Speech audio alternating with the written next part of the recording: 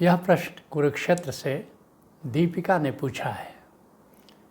कैसे पता चले कि ध्यान मार्ग और प्रेम मार्ग में से मेरा मार्ग कौन सा है?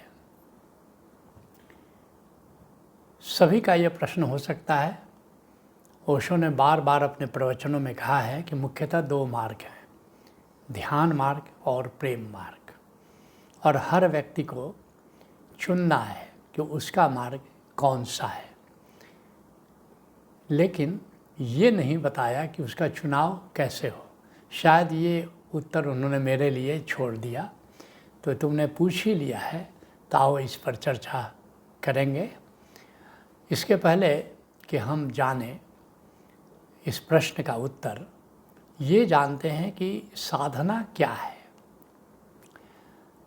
इसको हम 7 प्रश्नों का उत्तर जानना साधना है। जो अभी 7 प्रश्न हम करने जा रहे हैं, इन 7 प्रश्नों का उत्तर जानना ही साधना है। पहला, स्वयं को और मूल को जानना साधना है कि मैं कौन हूँ। स्वयं को, अपने को जानना है, और हमारा मूल क्या है, हमारा उद्गम क्या है, हमारा गंतव्य क्या है, इसको जानना साधना है। दूसरा, अर्थात इसको दूसरे ढंग से भी कह सकते हैं कि मैं कौन हूँ। रमण महर्षि कहा करते थे कि पूछो मैं कौन हूँ, हु एम आई। ओशो बार बार कहते थे कि पूछो मैं कौन हूँ और मेरा स्रोत क्या है, मैं कहाँ से आया हूँ, मुझे कहाँ जाना है। जगजीवन साहब बार बार कहते हैं कि पूछो को ते असी कहाँ ते आइस, अब बहुरी वहीं जाना। हमारा उद्गम ही हमारा गंतव्य है, तो ये पूछो और इसको जानो। तीसरा सवाल क्या है कि मेरे भीतर क्या है और मेरे बाहर क्या है। जो मैं दिखता हूँ उसके भीतर भी बहुत कुछ है, और मेरे दायरे के बाहर भी बहुत कुछ है। तो मेरे भीतर क्या है और मेरे बाहर क्या है, इसको जानना साधना है। इसको ऐसे भी पूछ सकते हो कि मेरे घट में क्या है और मेरे प्रगट पे क्या है। भीतर बार बार संत घट की चर्चा करते हैं, घटाकाश की चर्चा करते हैं। जैसे सागर में कोई घड़ा है, उसमें पानी भरा है, उसके बाहर भी पानी है। तो फिर घट के भीतर जो पानी है वो क्या है, और घट के बाहर जो पानी है वो क्या है। अर्थात मेरे घट में क्या है और मेरे प्रगट में क्या है। इसको पूछने का ये भी एक तरीका हो सकता है। 5वां तरीका कि मेरे अंतराकाश में क्या है, अथवा मेरा अंतराकाश क्या है, और ये जो बहिराकाश दिखता है वो क्या है। इसको ऐसे भी पूछ सकते हो, और इसको जानना भी साधना है। इसको एक अन्य तरीके से, छठे तरीके से इस प्रश्न को पूछा जा सकता है कि व्यष्टि क्या है और समष्टि क्या है। अर्थात व्यक्ति क्या है और ये जो संपूर्ण ब्रह्मांड दिखाई दे रहा है, और ब्रह्मांड जिस आकाश में दिखाई दे रहा है, ये समस्त अस्तित्व, ये जो समष्टि जिसको कहते हैं, ये क्या है। इसको पूछने का एक अन्य भी तरीका हो सकता है, 7वां तरीका, कि अस्मिता क्या है और अस्तित्व क्या है। अस्मिता क्या है, मेरा होना क्या है, और ये एग्जिस्टेंस क्या है। एक 8वां तरीका भी हो सकता है, लेकिन इसलिए वो नहीं पूछ रहा हूँ क्योंकि बुद्ध ने मना कर दिया था कि ये सवाल मत पूछो। लेकिन पूछने का तरीका तो ये भी हो सकता है, आत्मा क्या है और परमात्मा क्या है। लेकिन गौतम बुद्ध ने मना कर दिया है कि साधना में चलो तो कुछ सवाल मत पूछो, पाप क्या है, पुण्य क्या है, स्वर्ग क्या है, नरक क्या है, आत्मा क्या है, परमात्मा क्या है, मोक्ष क्या है। इसलिए अब बुद्ध की मनाही के बाद मेरे लिए उचित नहीं है कि मैं कहूँ कि ये सवाल भी तुम पूछो, तो नहीं पूछो, लेकिन फिर भी ये 7 तरीके से तो इसको पूछ ही सकते हो। तो अब आओ जानते हैं कि साधना के मुख्य मार्ग क्या हैं। क्या मुख्य मार्ग है? हमारा चुनाव किस चीज़ के बीच में है? पहले मालूम तो हो कि साधना के मार्ग क्या है, तभी तो हम चुनेंगे कि किस मार्ग पर हम चलें, किस मार्ग को हम चुनें। तो साधना के 3 मुख्य मार्ग हैं और उसको भी अलग अलग ढंग से हम कह सकते हैं। क्या मुख्य मार्ग है? ध्यान मार्ग है, प्रेम मार्ग है, जिसकी चर्चा बार बार ओशो कह रहे हैं। लेकिन एक तीसरा भी मार्ग है जिसको ओशो कहीं कहीं कहते हैं, हमेशा उसकी चर्चा नहीं करते, कहीं कहीं कहते हैं। वो कौन सा मार्ग है? सहज का मार्ग है। संत इसकी चर्चा बहुत करते हैं कि सहज की राह एक संत ने काढ़ी रे, पलटू साहब कह रहे हैं। तो 3 मार्ग हमारे सामने उपलब्ध है। एक ध्यान का मार्ग है, एक प्रेम का मार्ग है और एक सहज का मार्ग है। या इसको अन्य ढंग से भी संतों ने कहा है, बुद्धों ने कहा है, ओशो ने भी कहा है। क्या कहा है? एक ज्ञान का मार्ग है, एक भक्ति का मार्ग है। ओशो ने बार बार इसकी चर्चा की है। लेकिन एक तीसरा मार्ग है जिसकी चर्चा ओशो कभी कभी करते हैं और वह मार्ग है संत मत। संत मत, यह जो संत मत है इसको कई अन्य नामों से भी पुकारा गया है।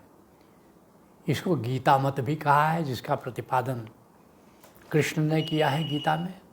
इसको गुरुमत भी कहा गया है, जिसका प्रतिपादन गुरु नानक देव ने कहा है।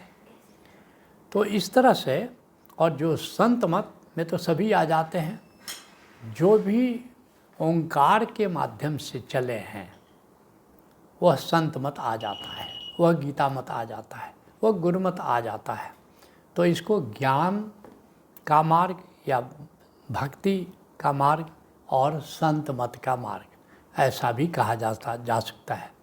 या इसको ऐसा भी कहा जा सकता है कि वैराग्य का मार्ग जो ज्ञान का मार्ग है, राग का मार्ग जो भक्ति का मार्ग है और वीतरागता का मार्ग जो संत मत है।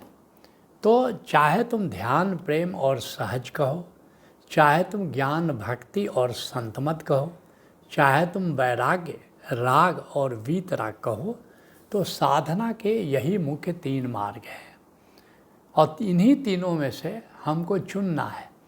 तो अब किस व्यक्ति के लिए कौन सा मार्ग उपयुक्त है, इसको जानना बहुत ज़रूरी है। और इसके लिए तब यह भी ज़रूरी होगा कि व्यक्ति के प्रकार क्या है। तो व्यक्ति के भी 3 प्रकार हैं और इसीलिए साधना के भी 3 मार्ग हैं, क्योंकि साधना किसके लिए होगी? साधना तो व्यक्ति के लिए होगी। तो जो जैसा व्यक्ति होगा उसके अनुरूप वही साधना हो सकती है। तो कृष्ण गीता में कहते हैं कि 3 प्रकार के व्यक्ति हैं।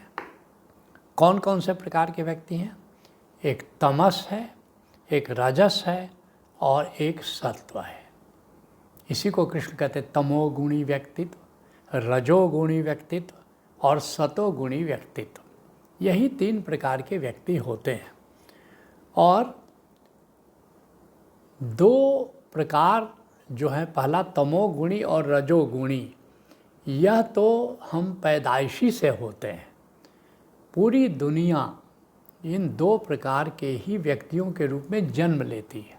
जैसे स्त्री और पुरुष 2 प्रकार के व्यक्ति होते हैं, ठीक इसी तरह से पर्सनालिटी के ख्याल से, व्यक्तित्व के ख्याल से 2 ही प्रकार के व्यक्ति होते हैं, एक तमोगुणी और एक रजोगुणी। और जो सतोगुणी व्यक्तित्व है वो कल्टीवेट करना होता है, उसको हमके गढ़ना पड़ता है हमारे भीतर। कैसे करते हैं? तमोगुणी की जो अच्छाइयाँ हैं और रजोगुणी की जो अच्छाइयाँ हैं, ये दोनों अच्छाइयों को लेकर के सतोगुणी व्यक्तित्व का निर्माण होता है। लेकिन हमारा बीज रूप में या तो तमोगुणी में आना होता है या रजोगुणी में आना होता है। क्या है तमोगुणी व्यक्तित्व? ये जिसको आज की भाषा में, आज की मनोवैज्ञानिक भाषा में कहेंगे यू आर रॉन्ग, तुम गलत हो। तुम आनंद प्रज्ञा में इसको जानते हो, दाम्पत्य प्रज्ञा में भी बताया जाता है यू आर रॉन्ग, जिसको बी ग्रुप हम कहते हैं कि उसको लगता है कि दूसरा व्यक्ति गलत है, दूसरा व्यक्ति गलत है। तो ऐसे व्यक्ति को कहेंगे कि वो बी ग्रुप का व्यक्ति है या तमोगुणी व्यक्तित्व है, जिसको दूसरे लोग गलत लगते हैं। और ए ग्रुप का अर्थात रजस व्यक्ति कौन है? जो समझता है कि मैं सही हूँ, आई एम राइट। तो ऐसा व्यक्ति जो अपने को सही समझता है, आई एम राइट समझता है कि मैं ठीक हूँ, दुनिया की इच्छा है वो जो चाहे कहती रहे, कि मैं तो ठीक हूँ, अपने को गलत मानने के लिए तैयार नहीं है। तो ऐसे व्यक्ति को कहेंगे कि रजोगुणी व्यक्ति है, जो अपने भीतर केवल अच्छाई देखता है, और दूसरा तमोगुणी क्या, दूसरे के भीतर बुराई ही देखता है। तो एक तीसरा व्यक्ति भी है, तीसरा व्यक्ति है, उसको कह सकते हैं कि वो व्यक्ति है जिसको सतोगुणी व्यक्ति कहा है कि है कौन सही है कौन गलत, क्या रखा है इस नादानी में, कौड़ी की चिंता करने में हीरा बह जाता पानी में, जब भी शिकवा शिकायत हो जानना तुम ही खलनायक हो, अथ प्रेमम शरणम गच्छामि भज ओशो शरणम गच्छामि। तो ये एक तीसरा व्यक्तित्व है जिसको कौन सही और कौन गलत है ये बात ही मूल्यवान नहीं लगती, तो इसको तीसरे कोटि में डालते, तो ये तीसरे कोटि का व्यक्ति है। तो ये जो अभी हमने बात की कि तो इसको हम आनंद प्रज्ञा में बताते हैं भूतों का विज्ञान, घोस्ट नेचर का जो विज्ञान बताते हैं उसमें बताते हैं कि मुख्यतः दो भाग है, दो प्रकार के भूत हैं। अर्थात एक है जो मैंने बताया कि मैं सही हूँ, दूसरा है तुम गलत हो, और हर भूत में, हर कैटेगरी में आई एम राइट में भी और यू आर रॉन्ग में भी 4 उप विभाग हैं। जैसे मैं सही हूँ तो और थोड़ा डेवलप होता है, तो भाई तुम संग्रह नहीं कर सकते, यू कैन नॉट, वो आई एम राइट वाला हो जाता है आई विल प्रोसेस, और भी ज़रा डेवलप होता है तो आई विल डोमिनेट, और भी ज़रा डेवलप करता है तो आई एम जस्टिफाइड। उसी तरह से जो दूसरा विभाग है तुम गलत हो, यू आर रॉन्ग, तो इसका प्रमोशन होता है यू कैन नॉट प्रोसेस, और भी प्रमोशन हुआ तो यू कैन नॉट डोमिनेट, और भी प्रमोशन हुआ तो यू आर नॉट जस्टिफाइड। तो ये 4 उप विभाग हो गए। तो अब जो है ये जो ये तमस प्रकार का जो व्यक्ति है इसके लिए मैं बड़ा महत्वपूर्ण होता है। मैंपन, वो मैं करता रहता है, वो उसके लिए रिस्पेक्ट, बड़ा सम्मान सभी दें, मैं बड़ा महत्वपूर्ण हूँ। तो वो मैंपन उसका कांटा कह लो या मैंपन उसका खूंटा कह लो, वो मैं की धुरी पर घूमता रहता है। और जो रजस व्यक्तित्व है उसका मेरापन है, वो मेरा उसका खूंटा है कि वो अपने संबंधों में वो ज़्यादा उलझता है, और ये रजस व्यक्ति की पहचान है। और एक तीसरी कोटि जो है सतोगुणी कोटि जिसको मैं कहता हूँ, वो मैं और मेरापन उसका इतना महत्वपूर्ण नहीं है, वह बहुजन हिताय बहुजन सुखाय काम करता है, वो सर्वार्थ काम करता है, सबके सर्वहिताय काम करता है, जिसके भीतर से एक मंगल भावना हमेशा रहती है। और जैसे वो मंगल कामना करता रहता है, सर्वे भवन्तु सुखिनः सर्वे सन्तु निरामया सर्वे भद्राणि पश्यन्तु माँ कश्चित् दुख भाग भवेत्। ये सतोगुणी व्यक्तित्व का लक्षण है। इसको अन्य प्रकार से भी कह सकते हो, इसको कह सकते हैं हमता, ममता और समता। अर्थात जो तमस प्रकार का व्यक्ति है उसमें हमता बड़ी प्रगाढ़ होती है। हमता मतलब अहंकार, हमता। और जो रजस प्रकार का व्यक्तित्व है उसमें ममता बड़ी प्रकार होती है, वो ममता अर्थात मेरापन। लेकिन जो सतोगुणी व्यक्तित्व होता है वो समता, वो समत्व भाव में, जिसको कृष्ण कहते हैं ना समत्वम योग उच्यते, वो समत्व भाव में रहता है, जिसको एक संत ने गाया है, गांधी जी को भजन बड़ा प्रिय था, समदर्शी ने तृष्णा त्यागी। समदर्शी उसका व्यक्तित्व होता है। इसको पलटू साहब कहते हैं, हमता ममता को छोड़ देवे यही तो मूल जंजाल है जी।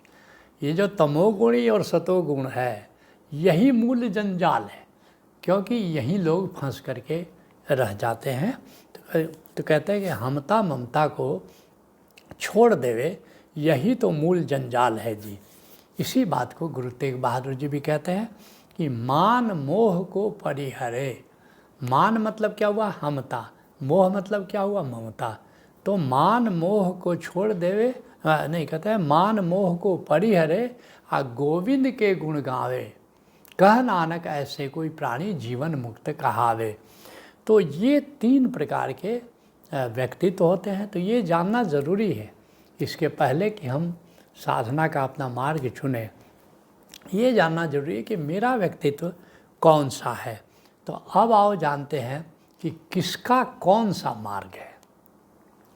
जो तमस व्यक्ति है, हमने चर्चा की ऊपर कि तमस व्यक्ति अर्थात यू आर रॉन्ग, अर्थात बी ग्रुप वाला जो जितने जो व्यक्तित्व हैं उनका मार्ग ध्यान का मार्ग है, उनका मार्ग ज्ञान का मार्ग है, उनका मार्ग वैराग्य का मार्ग है। इसलिए अब ओशो धारा में जानना कि हमारा कौन सा मार्ग है ये कठिन नहीं है। पुराने ज़माने में कृष्ण ने बड़े लक्षण बताए हैं। तुम गीता पढ़ो, गुणत्रय विभाग एक पूरा चैप्टर है, और केवल चैप्टर नहीं है, बहुत बाद में जा कर के कृष्ण बता रहे हैं इसको। कहते हैं अर्जुन अब तक तुमको ज्ञान की बातें मैंने बताई, अब परम ज्ञान की बात बता रहा हूँ, जिसको जानने के बिना तो साधना हो ही नहीं सकती। परम ज्ञान है ये कि अपने व्यक्तित्व को पहचानो ताकि तुम अपना मार्ग चुन सको कि कौन सा मार्ग तुम्हारे लिए उपयुक्त है। जो तमस प्रकार के लोग हैं उनके लिए ध्यान का मार्ग है, ज्ञान का मार्ग है, वैराग्य का मार्ग। एक ही मार्ग के 3 नाम हैं, कोई अलग अलग ये तीनों नहीं है। चाहे तुम ध्यान का मार्ग कहो, चाहे तुम ज्ञान का मार्ग कहो, या कि वैराग्य का मार्ग कहो। और दूसरा जो रजस प्रकार के व्यक्ति हैं अर्थात आई एम राइट, मैं सही हूँ, ए ग्रुप वाले लोग जो बड़े कर्मठ होते हैं, बड़े प्रेमल होते हैं, लविंग होते हैं, केयरिंग होते हैं, तो ऐसे लोगों के लिए कौन सा मार्ग है? ऐसे लोगों के लिए प्रेम का मार्ग है, ऐसे लोगों के लिए भक्ति का मार्ग है, ऐसे लोगों के लिए राग का मार्ग है। तो ये जो रजस प्रकार के व्यक्ति हैं अर्थात I am right, I will dominate, I am justified, I will possess, इन लोगों को भक्ति का मार्ग ज़्यादा सूट करता है। इसको प्रवृत्ति मार्ग भी कहते हैं। और जो ज्ञान और ध्यान का मार्ग है उसको संतों ने निवृत्ति मार्ग भी कहा है। अर्थात निवृत्ति मार्ग किसके लिए है? जो कि तमस प्रकृति के लोग हैं। सब छोड़ दो। निवृत्ति का मतलब क्या हुआ? सब छोड़ दो, वहाँ चले आओ जहाँ छोड़ने को कुछ बाकी नहीं रहता है। अब प्रवृत्ति का मार्ग क्या है? सब पकड़ लो। तो जो आई विल पॉसेस होगा वही तो सब पकड़ेगा। तो सब पकड़ लो, कुछ भी छोड़ो ना, ऑल इंक्लूसिव, सबको इंक्लूड करते जाओ। मेरा परिवार ही क्यों, ये समस्त वसुधा मेरा परिवार है। तो ये रजस प्रकृति वालों के लिए सूट करता है। और जो सतोगुणी लोग हैं, सतोगुणी लोग हैं अर्थात कि समत्व है जिनमें, उनके लिए कौन सा मार्ग है? उनके लिए सहज योग का मार्ग है, उनके लिए संत मत का मार्ग है, उनके लिए वीतराग का मार्ग है। और ये ओशो धारा का मार्ग है। क्यों? अगर तुम ध्यान का मार्ग हो वो तो केवल बी ग्रुप वालों के लिए, तमस वालों के लिए ठीक था, तो फिर रजस मार्ग वाले कहाँ जाते? तो उसी तरह से जो भक्ति का मार्ग था वो तो रजस वालों के लिए ठीक था, तो फिर तमस मार्ग वाले कहाँ जाते? तो फिर ओशो धारा में पहले ही तल पर इंटरव्यू लेना पड़ता कि भाई हमारा तो ध्यान का मार्ग है, तो भक्ति मार्ग वालों या रजस वालों के लिए यहाँ कोई जगह नहीं है। तो वहीं से स्क्रीनिंग कर देना पड़ता कि भाई हम तुम्हारे लिए नहीं है। लेकिन ओशो धारा का मार्ग जो है, जिसको हम संत मत कहते हैं, सहज योग का मार्ग कहते हैं, वीतराग का मार्ग कहते हैं, तो ये किसके लिए है फिर? ये सतोगुणी लोगों के लिए है। तो तुम कहोगे कि जो सतोगुणी नहीं है उसके लिए फिर आप तो सबको ले रहे हैं। जो आप पहले टेस्ट ले लेते हैं कि सतोगुणी हुआ कि नहीं बंदा या बंदी। अगर सतोगुणी हुआ तब तो हम स्वीकार करते हैं, वरना हम तुम्हारे लिए नहीं है, तुम अपना रास्ता चुनो। इसीलिए इतनी प्रज्ञा है, इसीलिए प्रज्ञा। कभी कभी तुमको लगता होगा कि ये प्रज्ञा प्रोग्राम इतने हैं और फिर इतनी प्रज्ञा प्रोग्राम और उसको कंपलसरी भी कर दिया, इतना क्या ज़रूरत थी? इसीलिए ज़रूरत थी कि हम तुमको परिष्कृत करते हैं। पहले कपड़ा जो है रंग करने के पहले, किसी रंग डाइंग कराने के लिए ले जाओ तो पहले डाइंग उसको क्लीनिंग करेगा, फिर डाइंग करेगा। तो क्लीनिंग मतलब क्या हुआ? आजकल देखते हो पहले केवल डायर्स हुआ करते थे, अब क्लीनर्स एंड डायर्स है, वो खुद ही क्लीन करते हैं खुद। तो ओशो धारा का मार्ग क्लीनर्स एंड डायर्स वाला है। पहले प्रज्ञा के मार्ग से, आनंद प्रज्ञा से और बहुत सारी प्रज्ञाएं हैं, उनके माध्यम से तुमको क्लीन करते हैं। क्लीन करने का क्या मतलब कि तुम्हारा जो रजस की धूल जमी हुई है, तमस की धूल जमी है, उसको ज़रा साफ करते हैं, तुमको सतोगुणी बनाते हैं। मजाक की भाषा में कहें तो मार मार के मुसलमान बनाते हैं पहले। तो उसको जो है तुमको जो क्लीन करते हैं, जो परिष्कृत कर लेते हैं, अब कपड़ा रंगा जा सकता है। अब तुमको प्रेम के ओंकार के रंग से, प्रेम के रंग से अब तुमको रंगते हैं और तुमको इस तरह संत मत के कहो, सहज मत कहो या वीतरागता के मार्ग पर अब तुमको ले चलते हैं। तो लेकिन मूल प्रकृति, इसलिए तुमको आश्चर्य होगा कि ओशो धारा का जो हमने बनाया है, हम लोगों ने बनाया है कि ये सहज योग का मार्ग, जिसमें पहले आत्मज्ञान देते हैं प्रथम 14 तलों में, और फिर इसको ज्ञान का मार्ग कह लो, फिर भक्ति के मार्ग पर ले जाते हैं और बीच बीच में साइमल्टेनियसली प्रज्ञा कराते चलते हैं, ताकि तुम्हारा जो भूत है, जो पर्सनालिटी है, तमस और रजस, उसको इस बीच में घिसते घिसते घिसते सतोगुणी बना लेते हैं।